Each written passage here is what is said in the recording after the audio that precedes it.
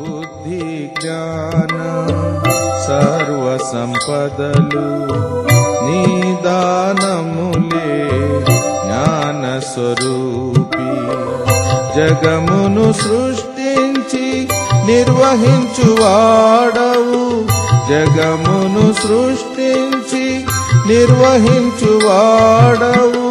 నీ జ్ఞానమును వివరింపతరమా, నీ జ్ఞానమును వివరింపతరమా.